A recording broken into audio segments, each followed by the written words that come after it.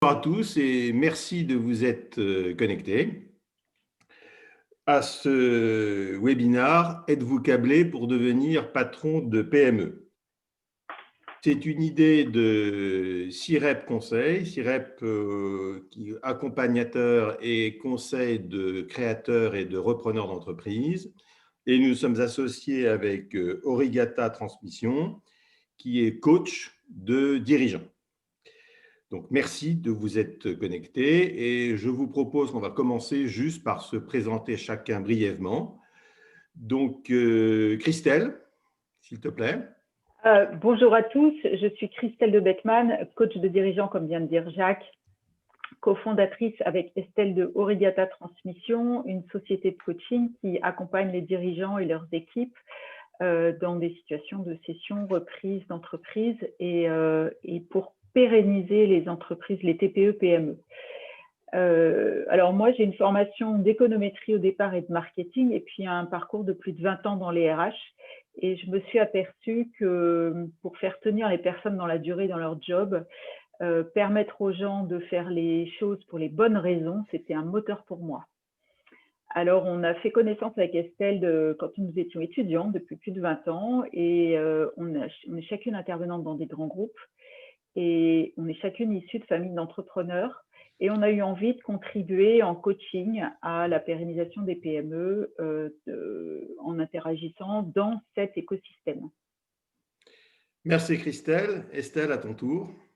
Oui, bonsoir à tous, ravie d'être avec vous ce soir. Donc moi je suis Estelle Mironesco, associée donc de Christelle et cofondatrice de Origata Transmission. Donc comme vous l'a dit Christelle, on accompagne les dirigeants de TPE, PME, en particulier au moment des sessions reprises.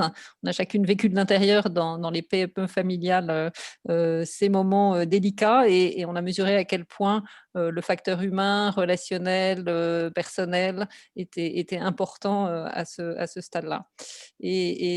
Donc pour ma part, avant de devenir coach et de lancer ce business de coaching, j'ai eu un parcours de 25 ans en entreprise, dans le monde de la finance, puis du développement durable. Et voilà. Philippe, qui es-tu? Bien. Bonjour à toutes et à tous. Alors moi je suis Philippe Schwartz. J'ai eu une première partie de ma vie professionnelle après des études d'économie, INSEAD, Sciences Po.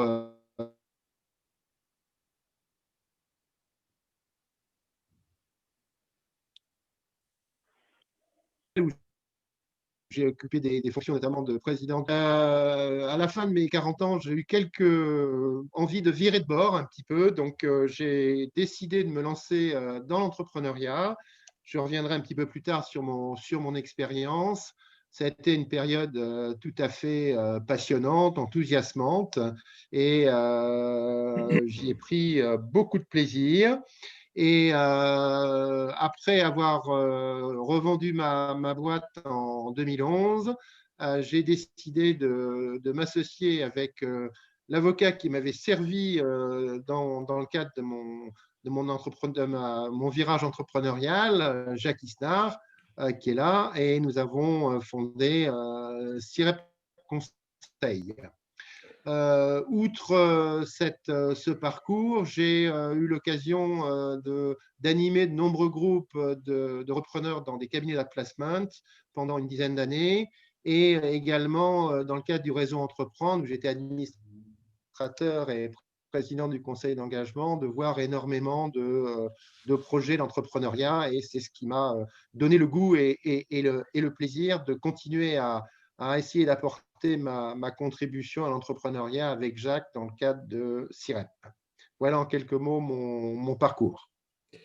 Merci Philippe. Bon, last but not least, donc Jacques Isnard. J'ai été pendant près de 25 ans avocat associé au sein du cabinet Francis Lefebvre, spécialisé essentiellement en fusion-acquisition M&A et en private equity, avec un focus tout particulier sur le small et le mid-cap, et les repreneurs individuels en face ou aux côtés, ça dépendait, de fonds d'investissement.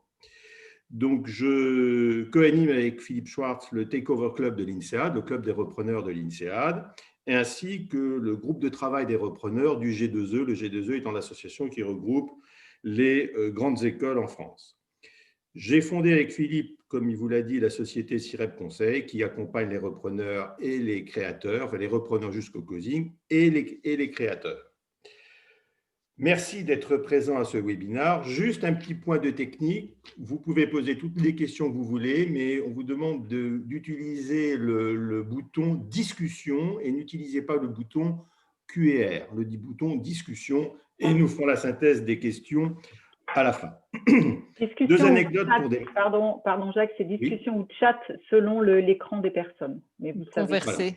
Converser. Voilà. Deux anecdotes pour illustrer ce webinaire et pourquoi êtes-vous câblé pour diriger, reprendre et diriger l'entreprise. Il y a longtemps, deux anecdotes, il y a longtemps, j'ai été invité à une conférence des arts et métiers où il y avait 700 participants sur la reprise d'entreprise. À la question « Maître, qu'est-ce que c'est que pour vous la reprise d'une entreprise ?» J'ai répondu « C'est faire un deal avec sa femme ou son mari et ses enfants. » 1400 yeux m'ont regardé assez surpris et j'ai continué. C'est travailler 25 heures sur 24, 8 jours sur 7, 370 jours sur 365 et ça pendant plusieurs années.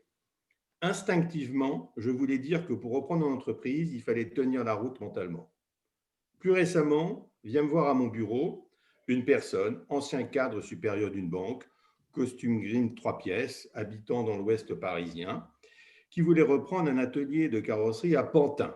Il s'étonnait que le patron de l'atelier n'ait ni bureau ni secrétaire. Instinctivement, je savais qu'il n'était pas fait pour cela, que ça n'allait pas du tout coller. Mais comment l'en dissuader? C'est ainsi que chez CIREP Conseil, avec Philippe, nous avons eu l'idée de nous associer avec Origata afin de professionnaliser ce qu'au vu de notre longue expérience de la reprise ou de la création, nous savions d'instinct. Faire un outil professionnel indispensable à notre point de vue pour se poser les bonnes questions avant de se lancer dans le chemin long et ardu de la reprise d'entreprise ou de la création et d'éviter donc que les candidats essayent de se leurrer sur lui-même et donc générer alors un risque important supplémentaire d'analyse. Ce webinaire, nous allons avoir d'abord le témoignage de Philippe, son expérience personnelle de repreneur, et ainsi le regard de coach d'Origata avec la présentation du programme et suivi bien évidemment du Q&A, des questions auxquelles nous répondons. Avant cela, Christelle, nous allons faire un petit sondage, ça va durer 1 ou 2 minutes. Christelle, tu peux nous lancer, s'il te plaît, le sondage? C'est parti, on va vous proposer de répondre à 2 questions. Voilà. Qui êtes-vous? Le menu déroulant. Voilà, c'est un menu déroulant. Qui êtes-vous? C'est le menu déroulant pour aller jusqu'en bas de la 2e question. Qui êtes-vous et qu'est-ce que c'est que pour vous de devenir patron d'une petite entreprise? Et les réponses peuvent être multiples. Oui, bien sûr, bien sûr. Bien sûr. Au moins sur la 2e partie du sondage. Voilà, donc on vous donne encore, mettons, 15 à 30 secondes. Il n'y a pas tout le monde encore. C'est qu'il faut tout lire. Oui.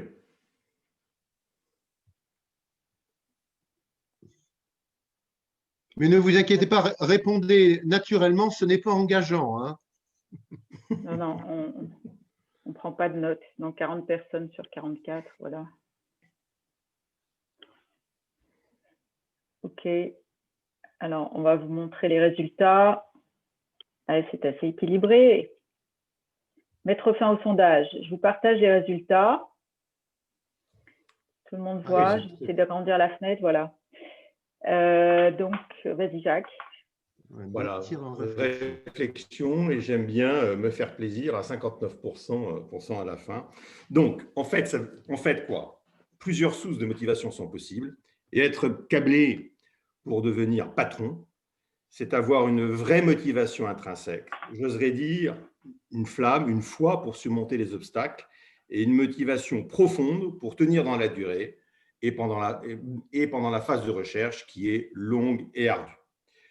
Je vous propose de commencer par l'expérience pratique de Philippe, qui a repris et revendu son entreprise. Philippe, quelle a été ta motivation pour te lancer dans la reprise d'une entreprise? Oh, c'est une question compliquée, même en ayant bien réfléchi. J'espère que, j'ai essayé d'extraire 2-3 choses qui me semblaient importantes. Je crois que la première, c'est que dans ma vie professionnelle, quand j'étais dans des grands groupes, et je dirais plus on monte dans sa vie professionnelle, plus on s'aperçoit peut-être les aspects opérationnels entre la pondération entre l'opérationnel et les problèmes politiques dans les grandes entreprises. L'aspect politique était important, de plus en plus important, je me suis rendu compte peut-être que j'étais pas bon dans ce domaine-là, que j'avais beaucoup plus de plaisir à être sur un projet opérationnel, me donner les moyens de réussir et aboutir de manière concrète. Et dans la grande entreprise, j'avais l'impression que j'étais pas tout à fait heureux. Je dirais que c'est une motivation un peu, peut-être un petit peu négative. Deuxième chose qui m'a clairement motivé dans mon virage vers l'entrepreneuriat, c'est que j'avais envie d'être en possession de mes décisions, d'être maître de mes décisions, d'avoir de l'autonomie, sinon plus de rapport avec le concret. Et il me semblait que la PME était un domaine dans lequel je m'épanouirais plus. J'allais dire last but not least également, j'avais les moyens peut-être de me lancer dans ce projet parce que j'avais quelques économies pour acheter une entreprise quand même qui n'était pas trop petite. Deuxièmement, j'avais en tête le fait, expérience familiale, expérience d'amis autour de moi, que se lancer dans l'entreprise, c'est aussi une perspective de constituer un patrimoine pour soi, pour sa famille. Et donc, je pense qu'il ne faut pas non plus négliger, en tout cas, moi, je n'ai pas négligé l'aspect financier, argent de la perspective de l'entrepreneuriat. Voilà, c'est 2-3 choses qui n'ont pas du tout vocation à l'exhaustivité, mais qui me sont venues comme ça, comme étant les éléments essentiels qui m'ont amené à virer de bord. Merci Philippe. Et maintenant, ton expérience dans la phase de recherche, s'il te plaît. Alors, dans la phase de recherche, je dirais que il y a une chose qui me semble essentielle. D'abord, c'est le temps qu'il faut. Il ne faut pas se leurrer. Tous les exemples que l'on a autour de nous et que j'ai eu dans ma vie professionnelle en voyant des créateurs et des repreneurs d'entreprise, c'est qu'il faut beaucoup de temps, de ténacité, de persévérance pour réaliser son projet. D'autre part, je pense que ce qui est aussi essentiel, c'est d'avoir une vision réaliste et souple.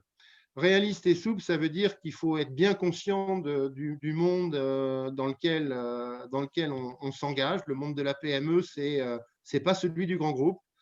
Il faut être souple parce que c'est un marché qui est finalement étroit. On voit des tas de chiffres circuler, mais si vous avez commencé un petit peu dans une démarche de recherche sur le monde de la reprise, il y a finalement assez peu d'opportunités intéressantes qui vous correspondent. Et pour illustrer un petit peu ce réalisme et cette souplesse à avoir dans la phase de recherche, comme j'étais issu d'un grand groupe dans le domaine des services, bien évidemment, c'est ce que je cherchais. Dans la fiche de cadrage, c'est ce que je mettais. Je cherchais plutôt dans les services, plutôt une entreprise de taille pas trop petite, entre 50 et 200 personnes. Et conséquemment, j'avais envisagé d'acheter avec un fonds d'investissement parce que je ne pouvais pas seul acheter une entreprise de cette taille. Eh bien, après avoir regardé des opportunités, beaucoup d'opportunités, plusieurs dizaines d'opportunités, j'ai trouvé exactement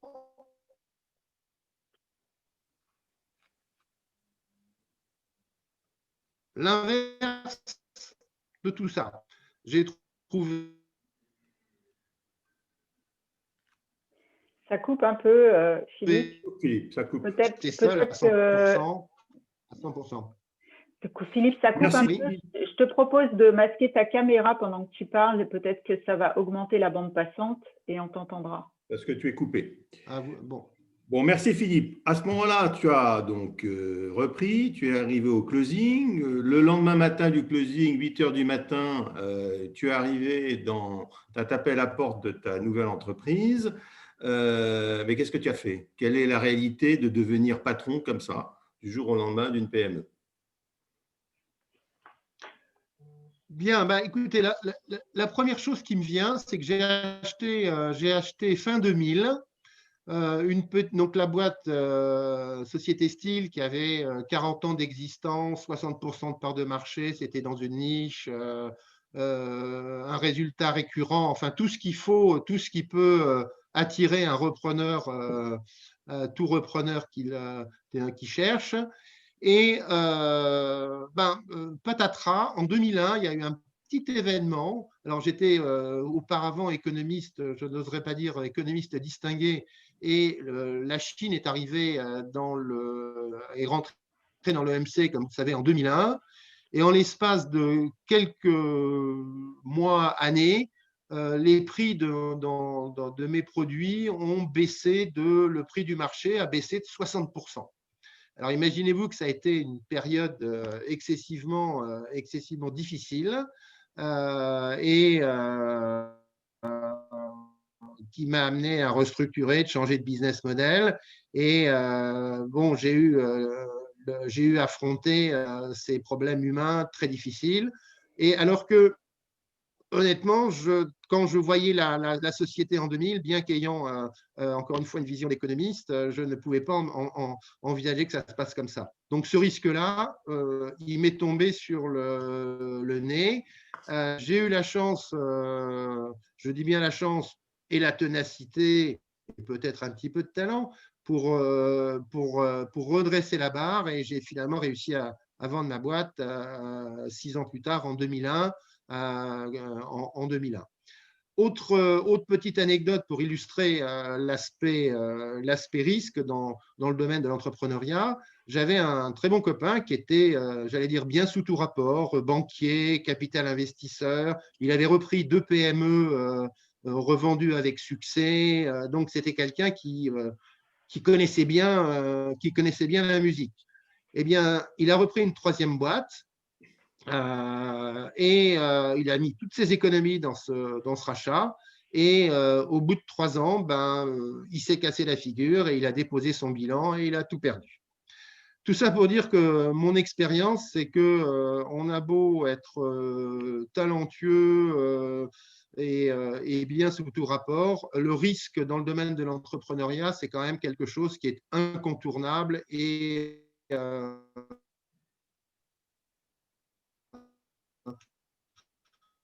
Bon. Philippe, on a des problèmes de connexion. C'est absolument essentiel à voir un petit peu les aspects très concrets que je voulais partager avec vous dans un premier temps. Bon, Philippe, on a pas mal de problèmes de connexion, mais si je résume, donc motivation, être entrepreneur, l'entrepreneuriat. La phase de recherche, c'est persévérance, réalisme et souplesse.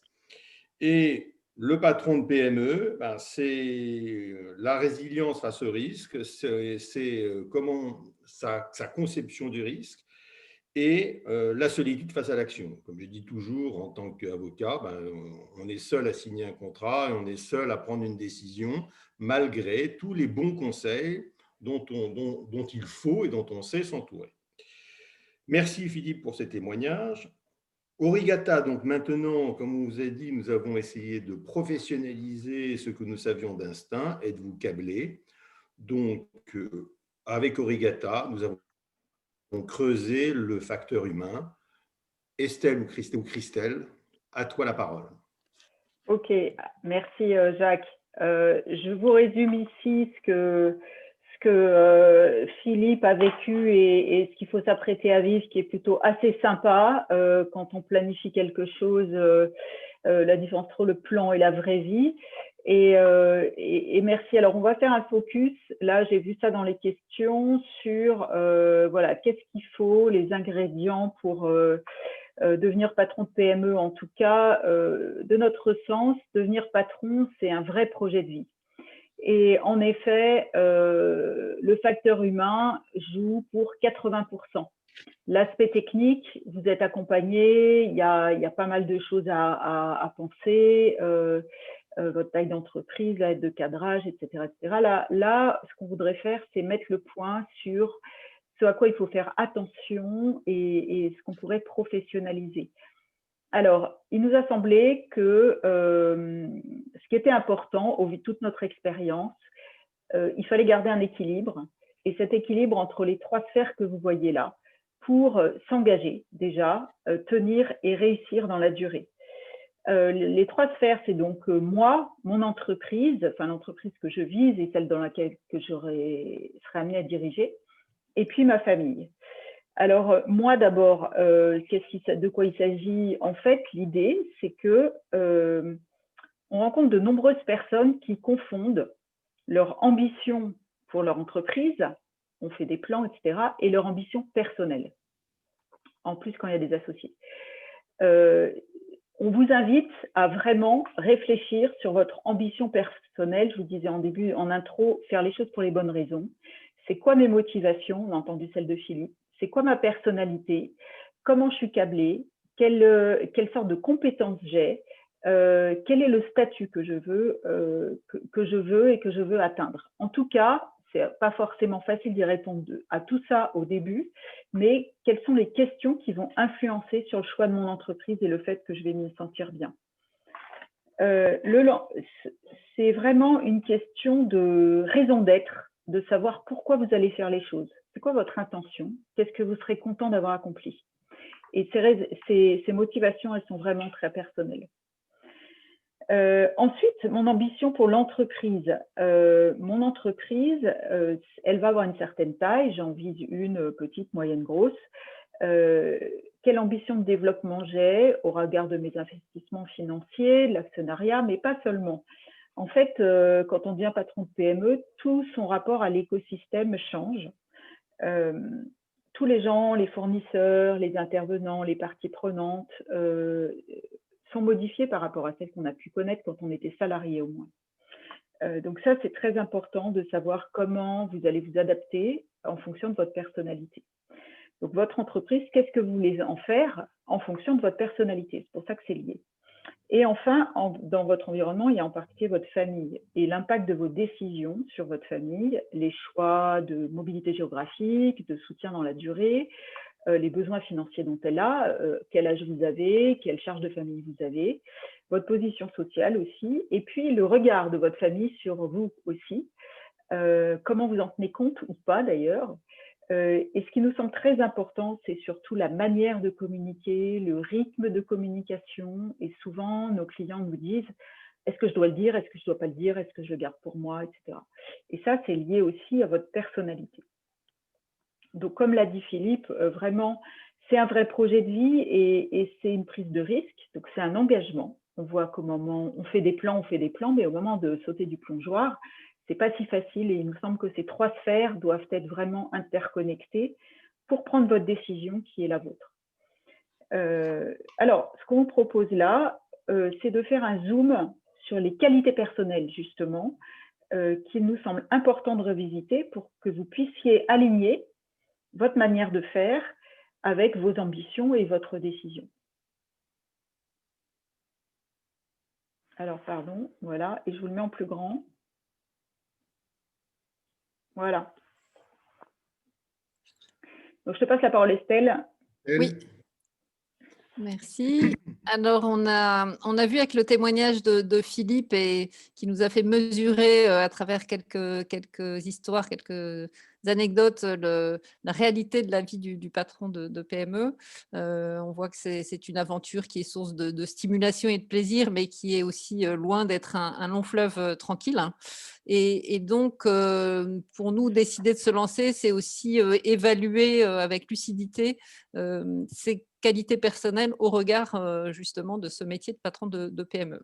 Alors, on a modélisé les 4 grands types de qualités personnelles qui nous semblent nécessaires pour se lancer.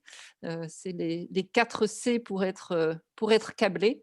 Ce modèle, on l'a bâti à partir de la recherche existante sur l'entrepreneuriat et puis aussi à travers nos propres expériences entrepreneuriales et ce que l'on a observé aussi de l'accompagnement de nos clients.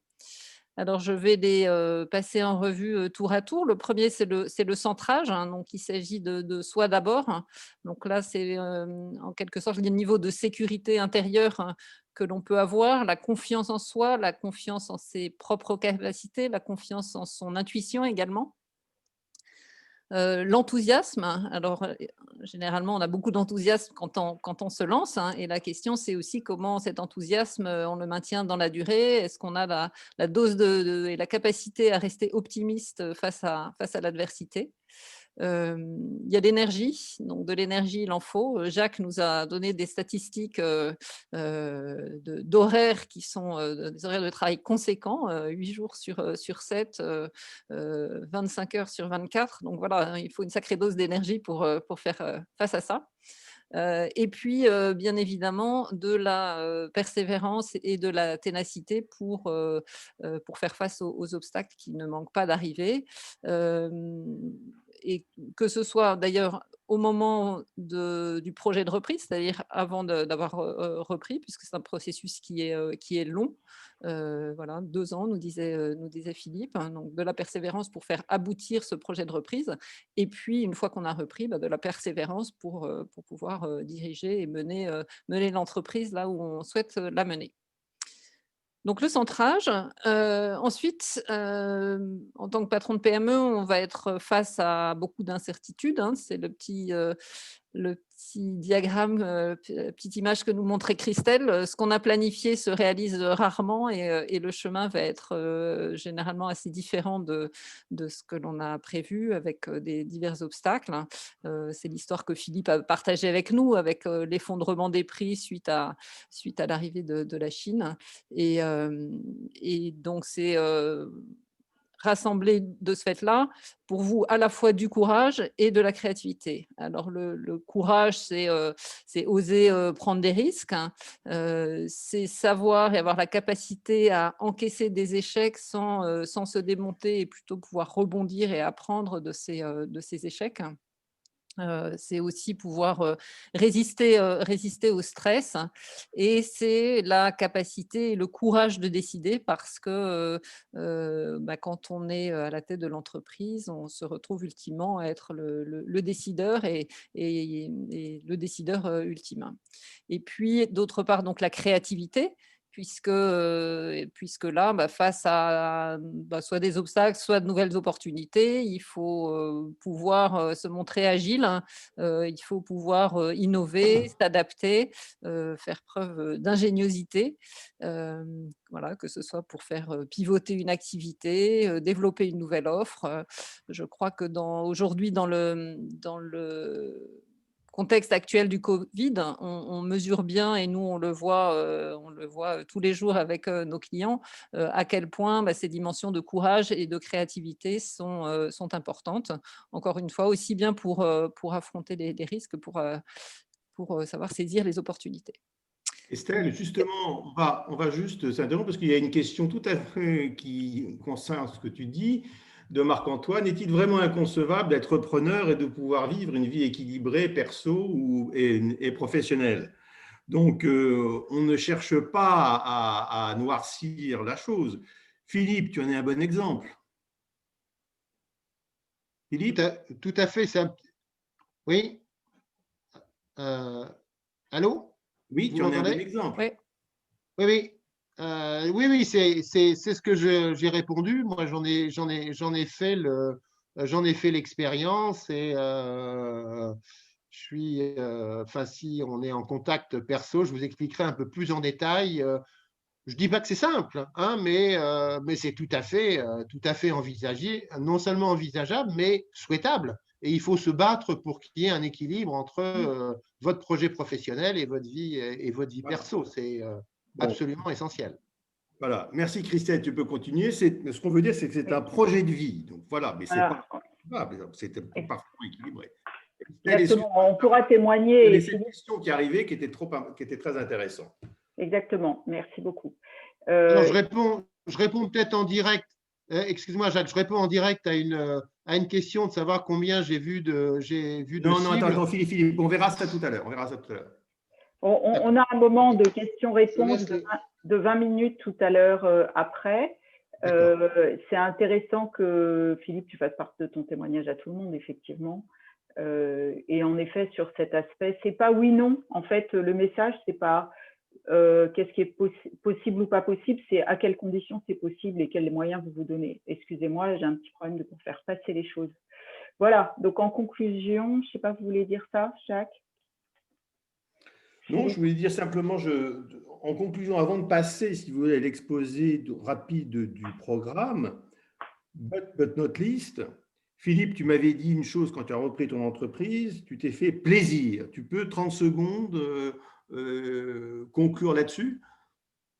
Oh, c'est une belle conclusion que de me faire conclure sur le thème du plaisir. Non, je crois que pour être tout à fait sérieux et véritablement vous dire ce que je pense, c'est que comme disait Jacques, se lancer dans un projet d'entreprise, c'est un choix de vie engageant, qui n'est pas toujours facile, où on prend des risques personnels, financiers, voire familiaux. Et donc, si on est dans une activité qui vous plaît pas, dans laquelle vous ne tirez pas de satisfaction, c'est pas possible. Hein. Moi-même, petite anecdote, j'avais été, quand je cherchais une boîte, on m'avait mis sur une excellente affaire sur le plan financier. Vous voyez, je vous ai parlé de mes motivations financières au début, mais c'était pour distribuer une marque connue qui fait des hamburgers très célèbres. Je suppose que vous voyez de qui je veux parler. Je dirais que de manière simple, moi-même, mon plaisir, je ne me voyais pas dans ce genre de métier, quoi. Donc, j'ai cherché autre chose et j'ai labouré mon terrain pour retrouver la boîte que j'ai trouvée. Encore une fois, la notion de plaisir était tout à fait présente dans ma démarche et je crois que vous devez bien l'avoir en tête. Hein. Si vous rentrez dans un secteur, dans une configuration d'entreprise sur le plan humain, etc., dans lequel vous sentez pas bien, sachez dire non. Merci Philippe. Avant de passer, il y a pas mal de questions, des questions intéressantes. Il y a aussi des questions d'ailleurs sur le 5e C qui est le confinement. Donc avant d'y répondre, Christelle ou Estelle, est-ce que vous pouvez nous présenter rapidement ce projet professionnel que nous avons conçu tous les deux? Les deux, je veux dire CIREP et Origata. Voilà, merci Jacques. Oui, CIREP et Origata, on s'est vraiment retrouvés en termes d'ADN sur le fait qu'il y a 80% d'humains dans l'aventure. Est-ce qu'on est câblé pour devenir patron de PME? C'est pas oui, non, c'est à quelles conditions, et les conditions, elles sont les vôtres. Et il nous a semblé que, vous avez vu, si vous êtes sur le salon de transfert, il y a énormément d'aide, il y a énormément d'accompagnement. La première chose pour nous, c'est qu'on croit que vous êtes une personne unique et qu'il s'agit pour vous de définir ces conditions-là et que la décision vous appartient. Et fort de ces constats d'accompagnement, de besoins détectés, on a conçu un programme qui se déroule en 4 rendez-vous pour vous apporter notre double regard CIREP et Origata sur votre façon de voir les choses et votre manière de prendre les décisions pour que vous mettiez toutes les chances de votre côté. En tout cas le maximum. On ne prétend pas vous dire go no go, on n'est pas conseil justement.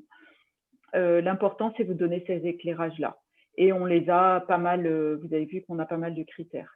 Donc, dans ces 4 rendez-vous, on vous propose un questionnaire d'autopositionnement, une auto-évaluation en fait de votre situation personnelle et professionnelle, fondée sur tous ces critères qu'on vient de voir, un retour 360 degrés sur la manière dont vous êtes perçu par votre entourage. Vous pourrez ensuite décider en connaissance de cause. Ce n'est pas votre entourage qui va décider pour vous, mais c'est une question de perception, d'image. Un profil de personnalité débriefé par nous. Et puis des rendez-vous de questionnement et de réflexion en toute confidentialité avec notre double regard pour vous permettre de cheminer dans votre décision. Donc voilà, c'est ça qu'on vous propose parce qu'il nous semble vraiment, c'est vraiment le titre. Est-ce qu'on est câblé? Oui, non. Il y a pas mal de questions. On va s'ouvrir aux questions pour voir votre point de vue. Il y a pas mal de questions sur des champs différents, on a vu dans le chat. Merci beaucoup. Exactement. Merci Christelle. Je vous propose maintenant, si vous voulez, de passer un peu en revue les discussions. Hein, et elles sont multiples et très intéressantes. Je vais les prendre dans l'ordre. Hein. Bon. Première question, le contexte actuel Covid et les difficultés économiques à venir seront-ils, selon vous, source d'opportunités pour la reprise future de PME? Je vais apporter un petit éclairage et après ça, je laisserai plutôt la parole à Philippe. Je dirais oui, mais attention, hein, moi je suis administrateur de deux startups qui font du build-up.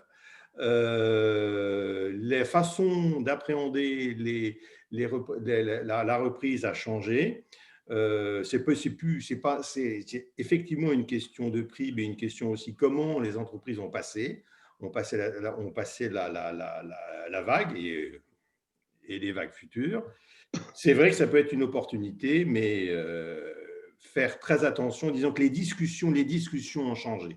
Les discussions ont fondamentalement changé sur la valorisation et sur les prix avec earn-out, bien évidemment, et avec garantie. Philippe, tu en penses quoi, toi ?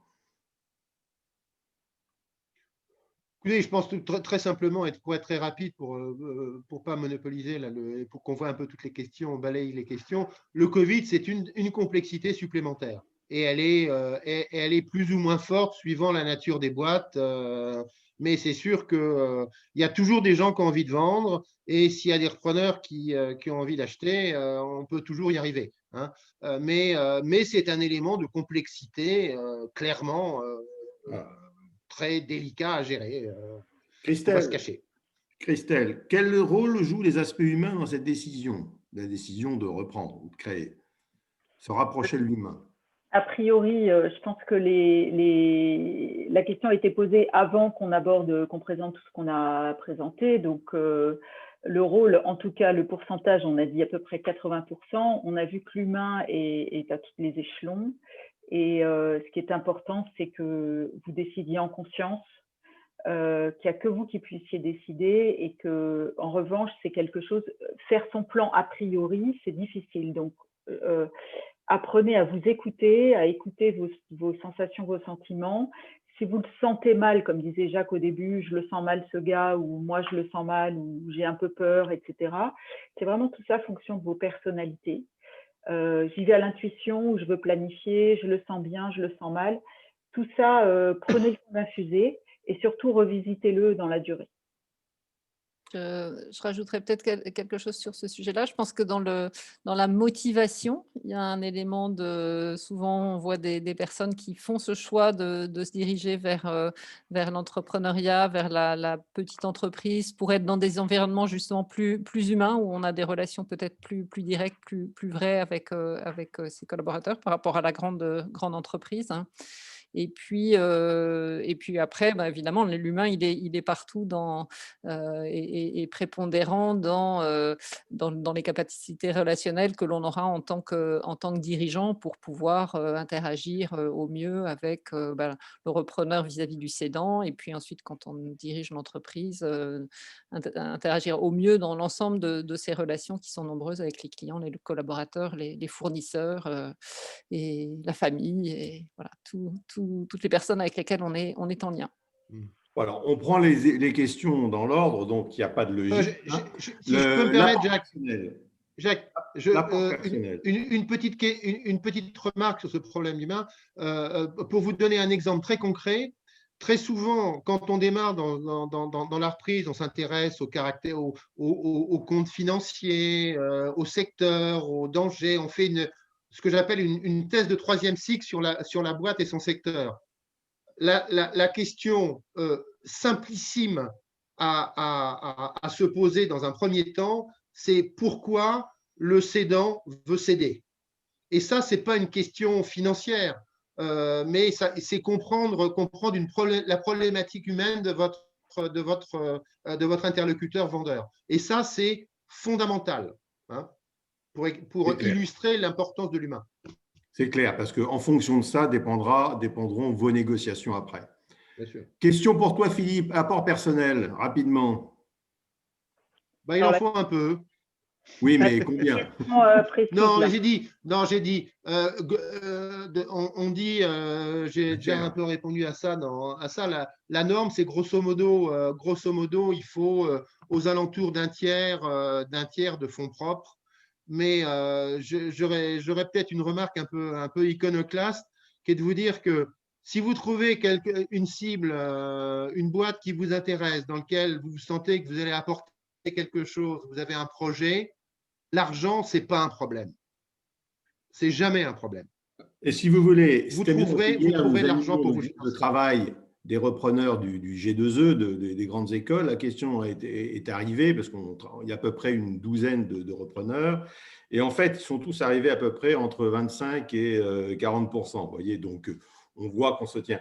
Dans cette question, il y a une deuxième. Après, quelle proportion un fonds est-il prêt à apporter, un fonds d'investissement? Alors là, c'est toute une autre question. Ça, c'est… D'abord, il faut savoir que les fonds préfèrent les LBO ou LBI, hein, très clairement. Hein. C'est-à-dire ils préfèrent financer l'acquisition par l'interne, sinon qu'à l'externe. Sinon, un fonds, il peut apporter tout. Ça va être une question finalement de pouvoir. Hein. Un fonds d'investissement, il regarde quoi? Il regarde comment dirais-je, votre motivation, ça va être la gouvernance et ça va être la sortie.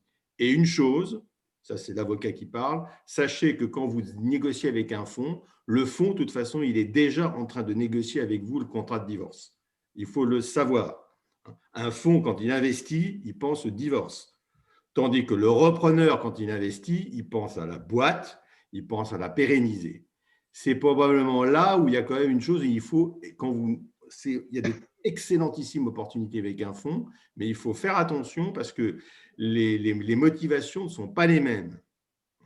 Le fonds, il investit pour ressortir.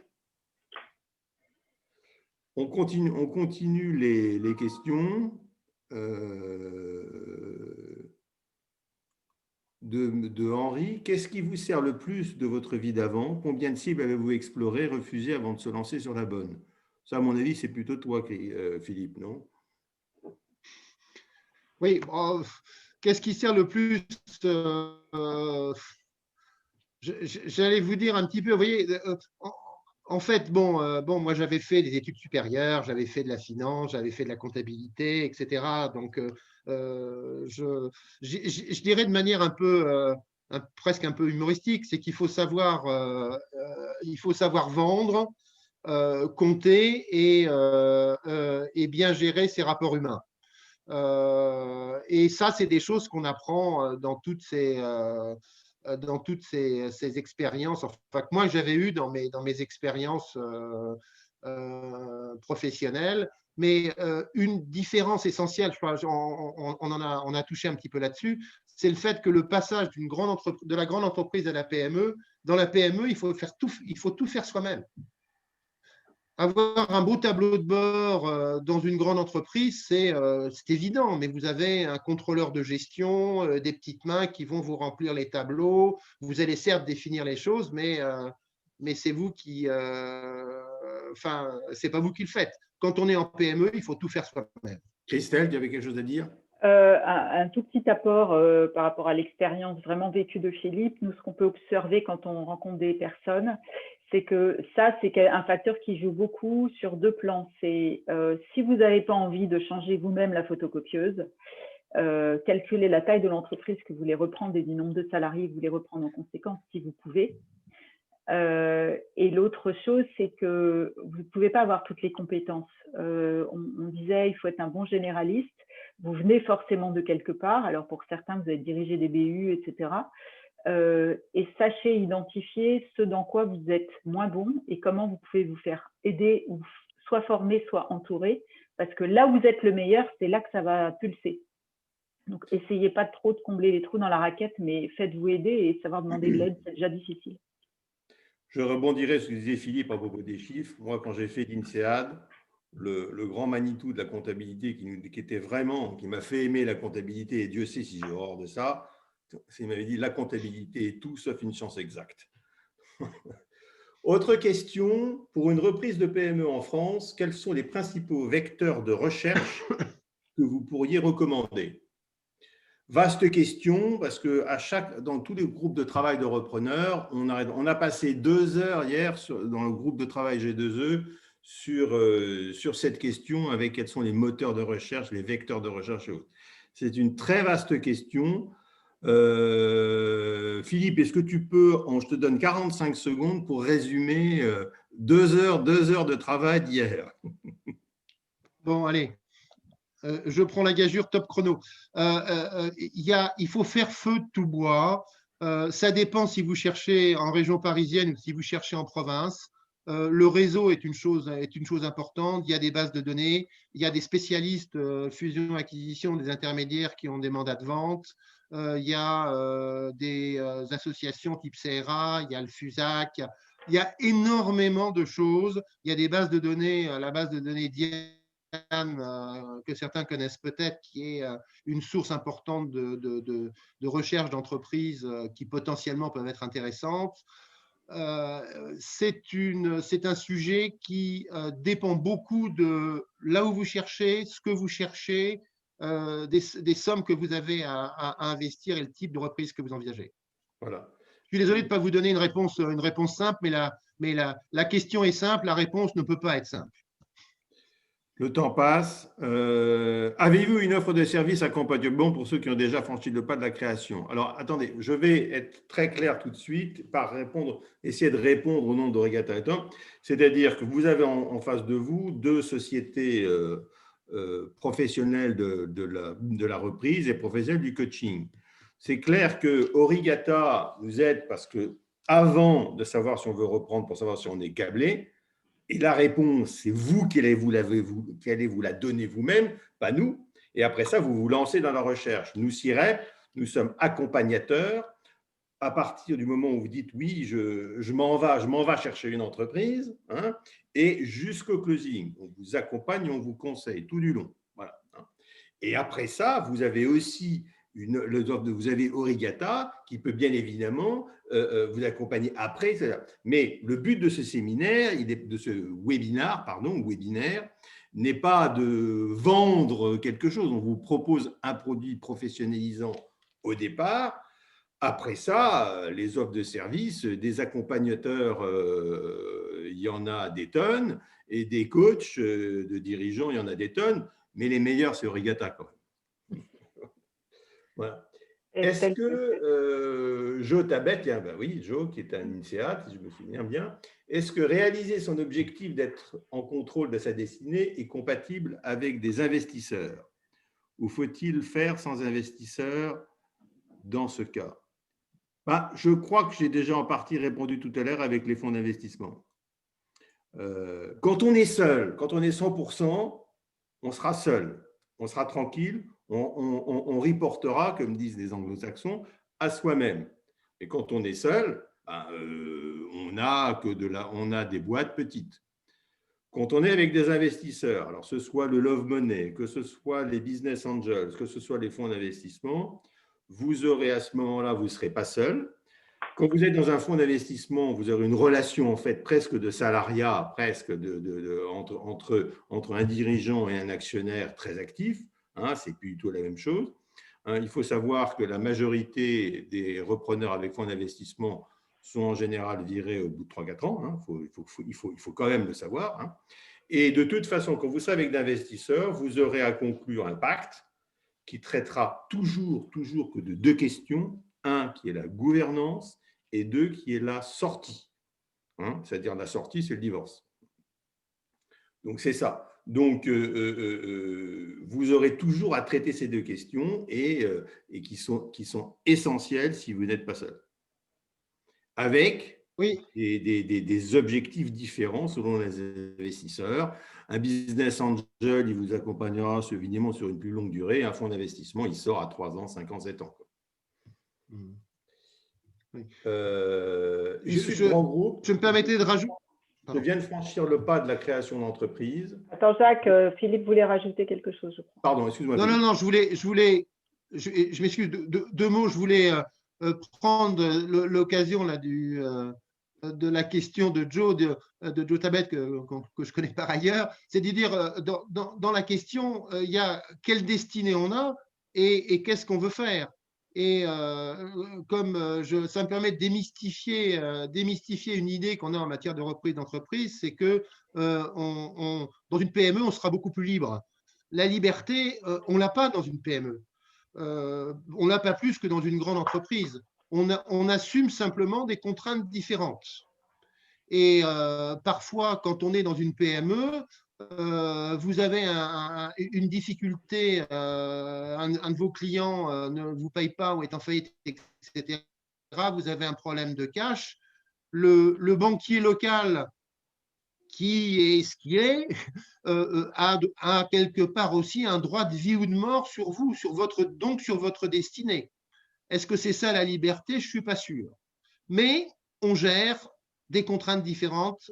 Quand on est en PME, on est plus en phase, en direct avec la réalité économique qui vous entoure et qui constitue l'environnement de votre boîte. Merci Philippe. Autre question? Les questions affluent. On ne pourra pas tout répondre dans le temps imparti, mais on y répondra, de manière directe. Vas-y, on a le temps.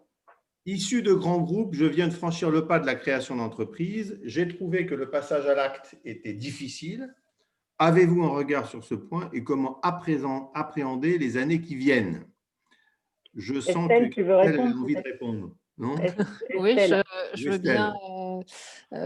C'est sûr que c'est un choc de culture de passer du grand groupe à la plus petite entreprise et en plus en création quand il s'agit de tout créer from scratch, comme on dit. Peut-être au regard de ce point, en tout cas un point nous qu'on met toujours en avant, c'est l'importance de s'entourer, parce que je pense qu'une des choses qui est difficile, c'est de se retrouver seul, hein, quand on a été aussi habitué à être entouré dans des contextes de grandes entreprises. Alors, sans vouloir trop faire la publicité, Jacques, mais voilà, nous aussi, on a monté justement par exemple des clubs de dirigeants pour rompre cette solitude du dirigeant et pour pouvoir échanger entre pairs sur des sujets de direction d'entreprise et pour ne pas rester seul face à ces interrogations. Voilà, donc peut-être un conseil, ça serait surtout oser demander de l'aide et oser vous entourer et aussi travailler avec vos pairs. Et briser la solitude. Oui, pour briser la solitude. Parce que si vous êtes passé à l'acte, vous avez fait le plus gros là, c'est bien. Bienvenue dans le monde de l'entrepreneuriat. Il y a une question, pas dans discussion, mais sur Q&R, sur questions-réponses, qui est aussi une vaste question. Un fonds, comment les contacter? Sont-ils intéressés par un petit projet ou doit-on contacter des banques? Là, on doit contacter tout le monde et on doit discuter avec tout le monde. Mais Philippe, il va certainement être beaucoup plus disert que moi parce que il faut les fonds, bien évidemment, sont intéressants. Il y a des fonds de small cap, il y a des fonds de mid cap, il y a des fonds de large cap. Alors, on va vous dire effectivement, les fonds, ils ne sont pas intéressés à une entreprise plus petite qui fait moins de 20 millions ou moins de 15 millions. On trouve de tout. Quand on est petit, c'est plutôt des business angels. Mais on peut contacter les banques, on peut trouver. Philippe, tu as certainement des je vous répéterai ce que je vous ai dit tout à l'heure, à savoir si vous avez un bon projet, qu'il soit petit, moyen ou grand, si c'est un bon projet, vous trouverez le financement. Alors ça sera, c'est vrai que paradoxalement, paradoxalement, c'est plus facile de trouver beaucoup d'argent que peu d'argent. Il y a peu de fonds ça dépend du lieu. Si vous êtes en province, vous avez des structures régionales qui peuvent intervenir. Mais ce qui est vrai, Philippe, on t'entend plus du tout, tu es coupé. Ce qui est vrai aussi, c'est que le marché… Tu as un vrai problème de connexion, Philippe. On ne t'entend pas. Ce qui est vrai aussi, peut-être Philippe pourra continuer tout à l'heure s'il rétablit sa connexion. Bon, pourtant, je suis connecté sur le sujet, mais… Le message, si vous voulez, au niveau statistique, en général, jusqu'à 15 millions d'euros, je parle en prix d'acquisition, il y a quand même beaucoup, beaucoup moins de concurrence, jusqu'à 10-15, qu'au-delà de 10-15. C'est vrai que beaucoup de gens, et on voit ça dans les clubs de business angels, etc., il y a un très bon club de business angels à l'INSEAD, je fais de la pub pour mon école, hein, et qu'on voit bien que c'est dégagé, le schéma, le paysage est dégagé jusqu'au niveau de la concurrence. C'est vrai que quand vous commencez à arriver au-delà de 10 millions, il y a des petits fonds qui arrivent, des gros fonds, etc. Et là, ça commence à devenir un peu plus difficile, quoi. Autre question. Création dans la situation actuelle n'est-elle pas un suicide? Écoutez, moi, je vais laisser vous répondre. Moi, je dirais simplement une chose, c'est que je sais qui assiste à ce webinaire quelqu'un qui vient de créer son entreprise et je ne pense pas, je pense que ça va marcher et je ne pense vraiment pas que c'est un suicide. Je pense que la personne se reconnaîtra. Oui, après Estelle, toi, tu as peut-être des choses à dire aussi. J'avais une chose qui me venait, la période actuelle avec les actualités est pleine de frilosité et sûrement à juste titre. Et on a vu que toute période de changement amenait les gens à freiner et à se rabattre sur le connu. Donc, si vous êtes salarié en entreprise et que vous pensez sauter du plongeoir, la température de l'eau fait que peut-être que vous redifférez cela. Et en effet, on a énormément d'exemples de création d'entreprises. On soutient le réseau Entreprendre, par exemple, qui nomme et qui accompagne des créateurs d'entreprises tous les ans. Et la dernière soirée annuelle qui a lieu en novembre a montré que par département, il y a 30 lauréats qui sont accompagnés, qui ont créé leur entreprise en 2020, qui ont dû se retourner, pivoter en 3 mois, etc. Et c'était possible. Tout dépend de la taille. Ce que j'aurais envie de répondre, c'est si vous avez envie, partez de l'intérieur. C'est le moi et mon entreprise, justement. Partez de l'intérieur. Qu'est-ce qui vous anime ? À quoi vous avez envie de contribuer aujourd'hui, qu'est-ce que vous avez envie d'accomplir. Après, vous mettez de la chair autour de l'os, vous créez votre projet. Et ensuite, vous pouvez toujours décider de différer. Mais je vous engage vraiment, si vous avez envie de créer votre entreprise, de vous dire à quelles conditions j'y vais. Ce n'est pas go, no go. Et il s'agit de votre propre rapport au risque ou de votre propre rapport à vos freins. Donc, c'est ça qu'on vous aide à travailler, puisque ça, c'est différent pour chacun. Donc, il y a des téméraires qui vont sauter du plongeoir tout habillés. Il y en a d'autres qui vont rentrer petit à petit. Et c'est OK. Dernière question, parce que le temps est parti. Une question qui est pour toi, Philippe, très technique. Un effet de levier avec une dette, est-ce intéressant plus qu'un fonds? Tu as 30 secondes avant que l'on puisse conclure. Oui. C'est effectivement… Oui, oui, non. Allô, allô. J'ai l'impression que j'ai des problèmes de connexion. Oui, non, bien évidemment. Bien évidemment, l'effet de levier est quelque chose d'intéressant. Et plus l'effet de levier est fort, plus l'intérêt est grand. Donc, il faut privilégier l'effet de levier, donc la dette senior, voire des quasi-fonds propres type obligations convertibles. Enfin, il y a toute une ingénierie financière à faire. Encore une fois, quand vous avez une boîte intéressante dans laquelle vous avez un projet, dans lequel vous vous ressentez, vous trouverez le financement. Moi, c'est vraiment j'allais dire mon cri. On se pose beaucoup trop de questions sur les problèmes techniques et pas assez sur les problèmes humains et personnels. C'est ça qui compte. Voilà. C'est ça l'essentiel. Même si je me permets de vous dire, dans le début, quand je vous ai parlé de motivation, je vous ai parlé qu'il ne fallait pas oublier l'argent. Donc, je ne l'oublie pas non plus. Chers amis, il est 18 h. Origata et CIREP, nous avons 3 messages pour conclure. D'abord, un immense merci d'être resté jusqu'à la fin. Reprendre une entreprise ou en créer une, c'est un virement de bord, c'est une décision lourde de sens, c'est un projet de vie. Deuxièmement, si vous vous lancez dans ce type de projet, il faut vous poser les bonnes questions au départ. Et nous avons essayé de vous présenter là un outil professionnel pour justement vous aider à répondre à ces questions. Et la dernière chose, vous serez seul. Personne ne peut répondre à votre place. C'est vous qui prendrez la décision.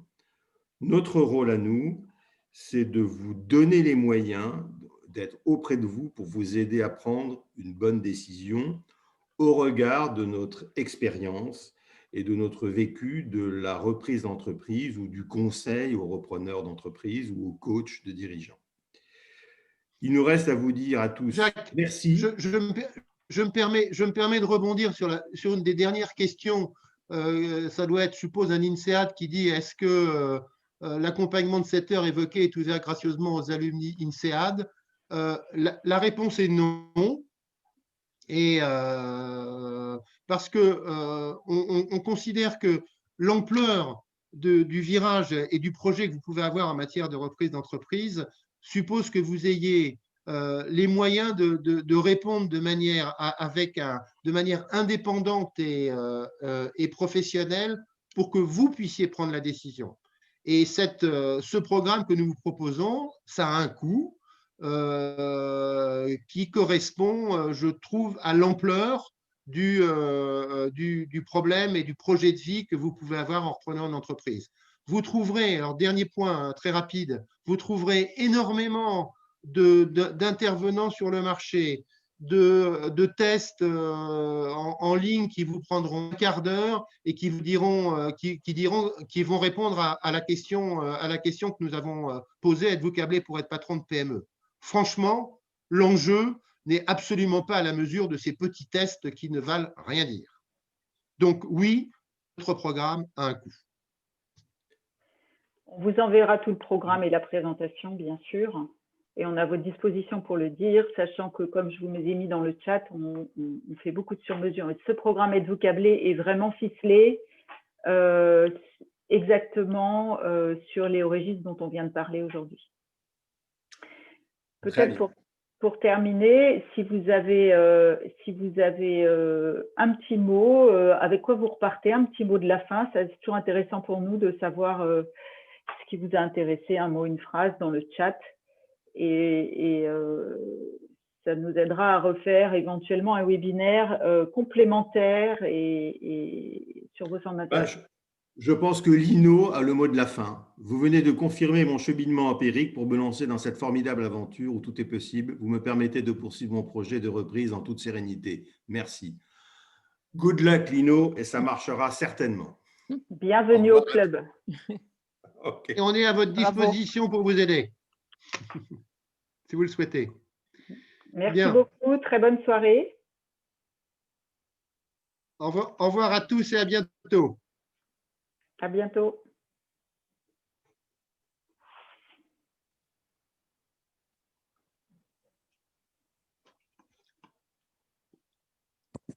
Je laisse quelques chats.